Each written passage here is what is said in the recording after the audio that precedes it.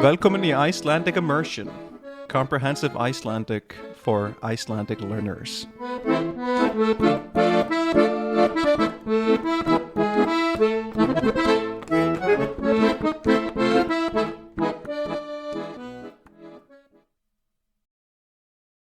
Góðan dag og verður velkomin í þátt númer 40 af þessu hlaðvarpi. Ég veit ekki hver ykkar það hefur verið sem að hefur bent á þennan þátt. Það er að segja þessa þáttaröð, en ég er búinn að fá furðu mikið af hlustendum eða hlustunum öllu heldur þessa síðastliðnu viku. Þannig að hver ykkar sem það er sem að hefur bent á mig, þá þakka ég þér fyrir það og er ánægður að heyra að þetta sé eitthvað sem að þið kunnið að meta og viljið benda öðrum á. Þannig, takk kærlega. En ég ætla að henda mér beint í efni þáttarins. En í dag datt mér í hug að tala eitthvað sem að ég fór að ræða við einn nemanda minn í vikunni. Og það var vegna þess að hún spurði beint út í þetta, þó að hún sé tiltölulega nýfarin að læra tungumálið. Þessi nemandi er búinn að læra fullt af tungumálum fyrir og hefur komist að því að þetta er ágætlega áhugaverð leið til þess að komast að sögu málsins og sögu þess samfélags sem að talar málið. Og ég er alveg sammála henni. En þetta eru blótsyrði. Að blóta er íslenska orðið fyrir to curse. Og blótsyrði eru þá orðin sem við segjum þegar við blótum.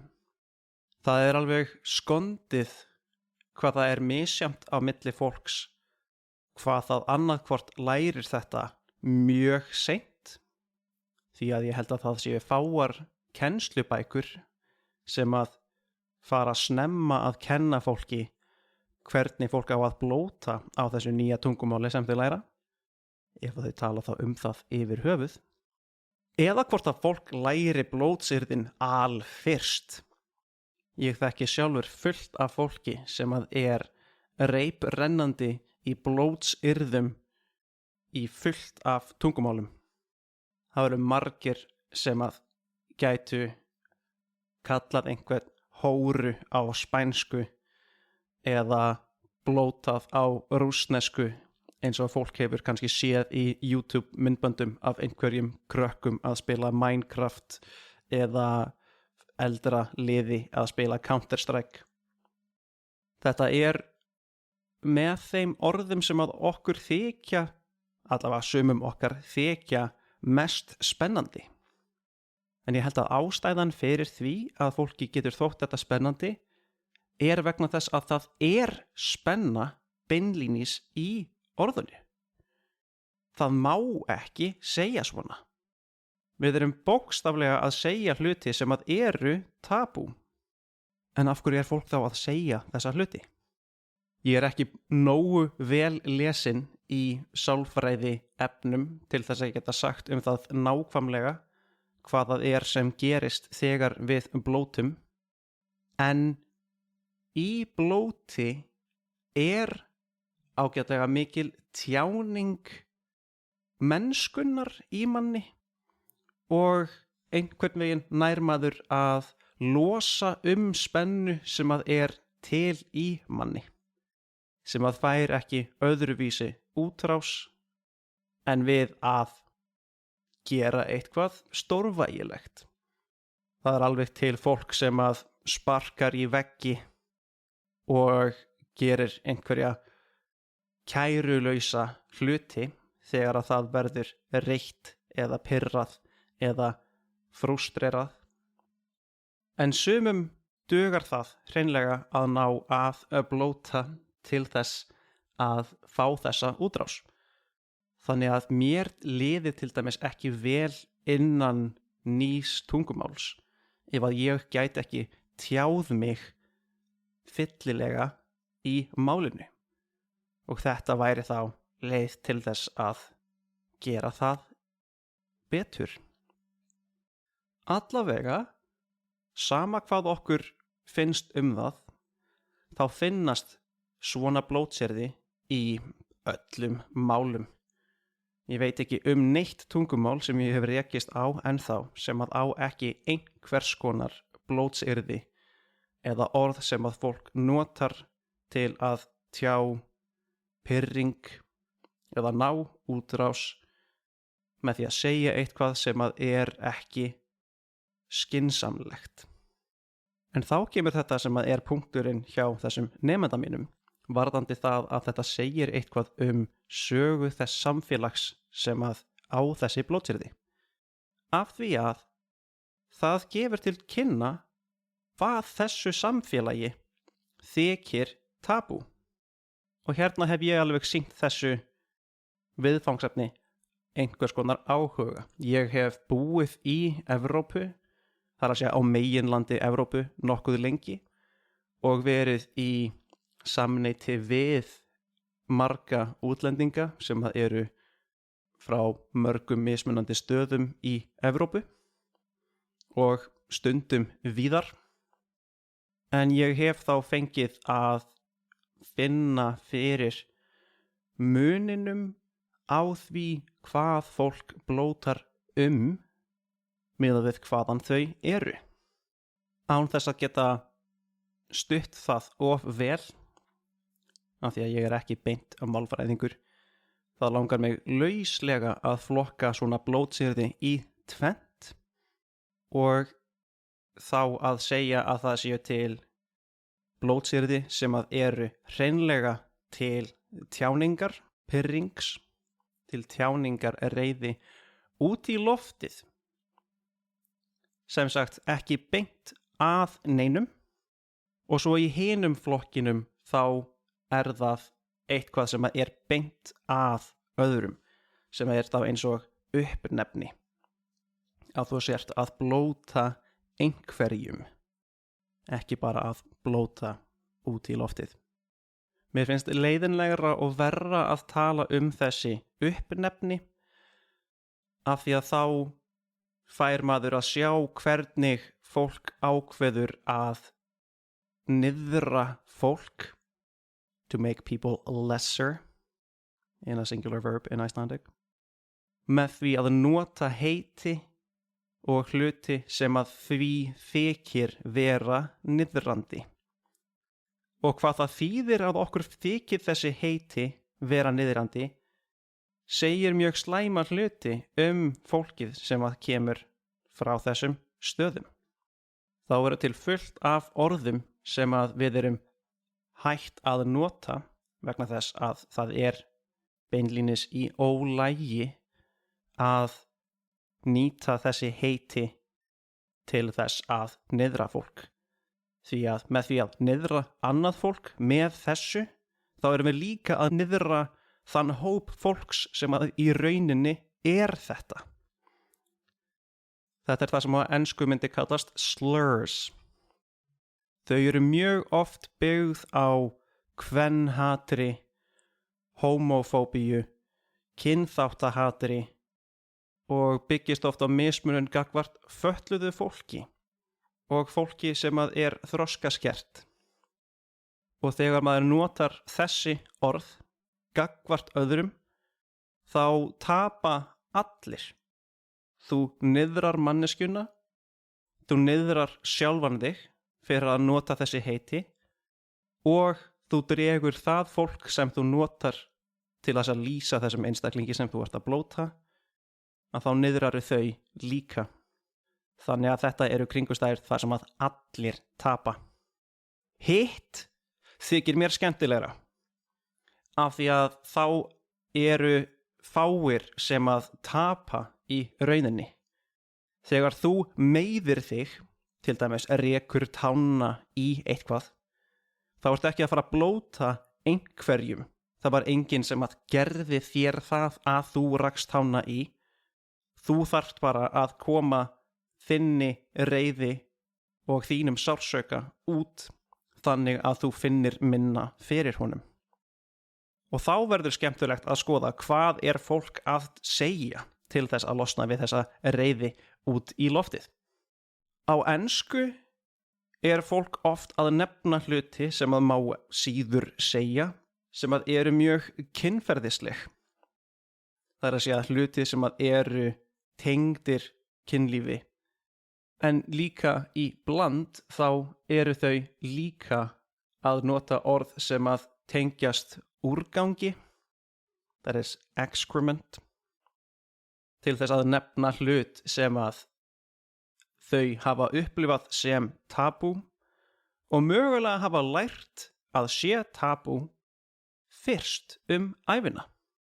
Því það þarf að kenna unga börnum mjög snemma að úrgangur sé ekki eitthvað til að leika með og er næstum því það fyrsta sem að börn læra að sé tabú. Mér langar rosa mikið að sleppa því að vera ritskoðaður af einhverjum algoritmun, þannig ég ætla að gera mitt besta til þess að segja ekki beint þessi orð, að minnstakosti á ensku, en þið verðið bara að ímynda ykkur hvað það er sem að ég er að tala á ensku. En þetta er ekki alveg það sama út alla Evrópu. Í Suður-Evrópu þá er mikið af þessum blótsýrðum sem að þú myndir segja upp í loftið tengd fjölskyldumeðlimum hins ósýnilega aðila sem þú ert að tala eða að tjá þig gagnvart. Þannig að það er eins og þú sért að blóta einhverjum, en þessi einhver sem þú ert að blóta er ekki beint til. En það sem er þá leiðinlegra er að þau eru þá ennþá að tala hluti sem að þau nota til þess að niðra aðra og þá til dæmis er mjög algengt blótsyrði eða svona tjáning að tala kynfæri móður þinnar eða hvað ég geri við móður þína.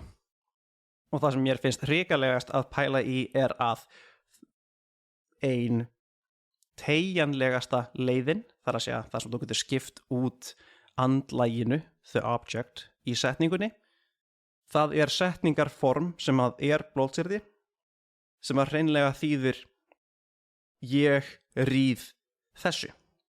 Það getur þá verið eins og ég ríð móður þinni, ég ríð hitanum, ég ríð sólinni. Það er fullt af hlutum sem að þau geta sett inn sem þessi hlutur sem að þau gera þennan hlut gagnvart. Mér finnst það hrikaleg pæling af því það einhvern veginn sálfræðilega þýðir að það að þú gerir þennan hlut gagnvart þessum hlut þýðir að þú sért að gera eitthvað slæmt með því. Það er sálfræðilega einhvers konar ofbeldishneigð á bakvið það sem að er mjög miður og er í ólægi. Förum norðar og pælum aðeins í, helst Danmörku.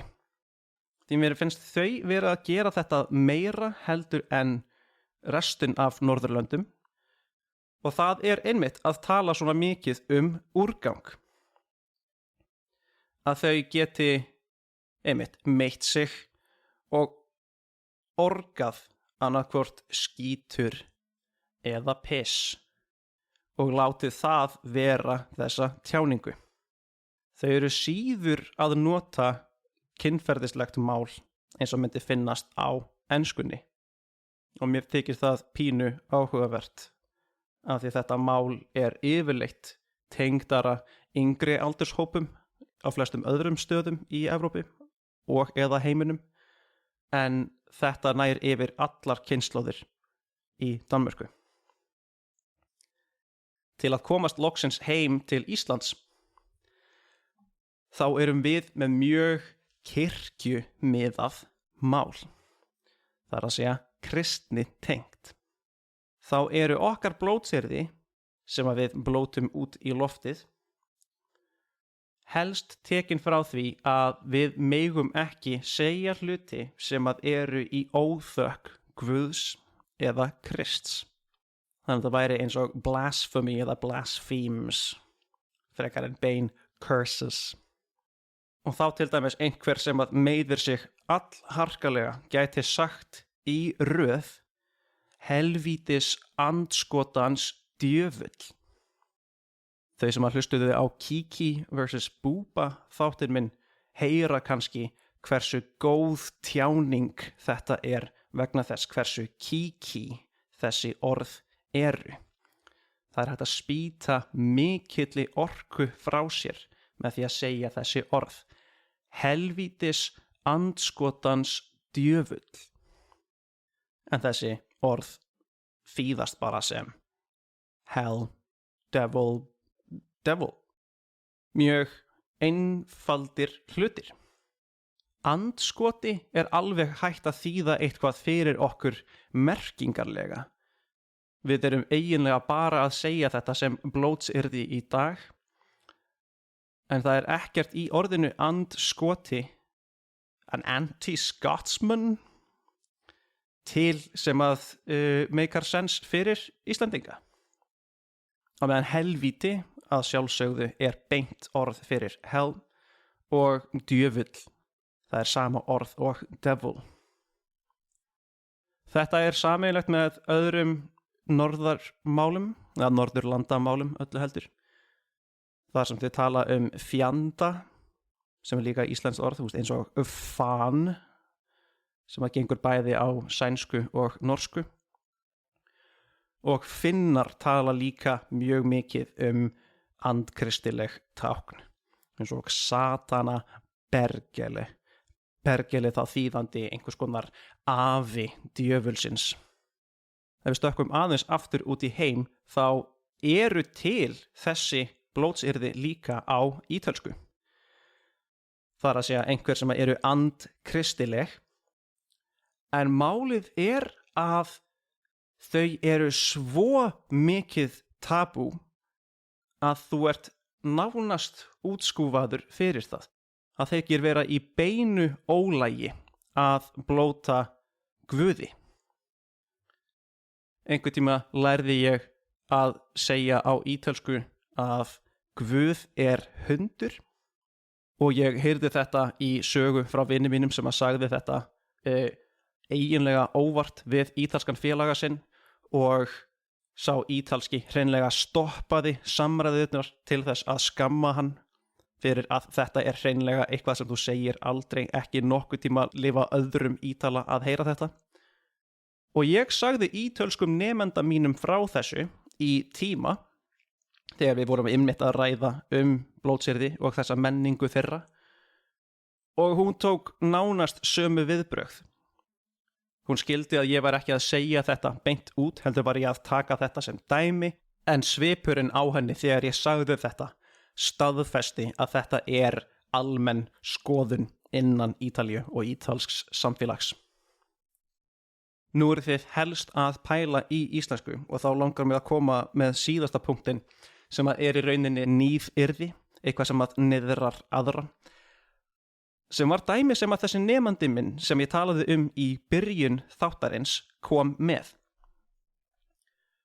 Að það er til leið til þess að niðra fólk í Japan, og þá á japönsku, með því að tala til þeirra eins og þau séu af neðri stétt innan samfélagsins heldur en það sjálft er. Og jafnvel bara eins og það sé í neðri stöðu innan fyrirtækis heldur en það sjálft er. Ef við getum notað hernaðar myndmál, þá er þetta eins og að kalla einhvern sem að er hershöfðingja herliða. Calling a general a private. Og hún spurði hvort það væri eitthvað þannig innan íslenskunar og stutta svarið er nei. Af því að við erum búin að skilja okkur frá mjög miklu af stéttartali og svona formlegheita tali. Við erum ekki lengur með þérun. Þérun heitið þegar við tölum að má bjóða yður frekar en má ég bjóða þér. This would be a counterpart in German being like a Sie instead of du. Og við erum ekki lengur að nota þetta mál. Það var til staðar í íslensku til þess að láta suma aðila vera á hærri stétt heldur en við sjálf. Og núna eru allir orðnir þú. Þannig að þú til dæmis getur talað við prófessorðinn sem þú en ekki sem sí eins og það væri á þýsku. Þannig að þar lærði hún eitthvað íslenskt samfélag. Það að þetta sé ekki til sem nýðirði þýðir að við höfum ekki haft þetta atriði til þess að benda á einn hóp miðað við annan hreinlega út af stéttaskiptingu.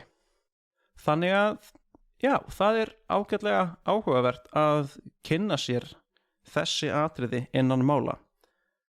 Það ekki margar bækur sem að fjalla þetta og ég veit ekki hvort það séu mörg YouTube-myndbönd til heldur sem að fjalla beint þetta. En það óneitanlega staðreyndin að það hægt að læra fullt einmitt málið og samfélag málsins út frá því að kynna sér þetta. Ég ætla ekki að hafa þetta lengra í dag. Ef að þú hefur náð svona langt inn í þáttinn, þá þakka ég þér fyrir að hlusta og þangað til næst. Takk og bless. Hello again, it's me. Now in the wrong language. I just wanted to let you know that if you're interested in seeing a transcription of this episode that you just listened to, or any of the other episodes, then that's available to you through my Patreon page. That's going to be within the Linktree link that you're going to see in the description of this episode. So if you're interested in finding the Patreon page, the Facebook page of the show, or even my teaching page on italki, then all of that's going to be found underneath that little umbrella that is the Linktree link there. So don't be shy, click away. Thanks again for listening, and hope you'll come again. All right, take care.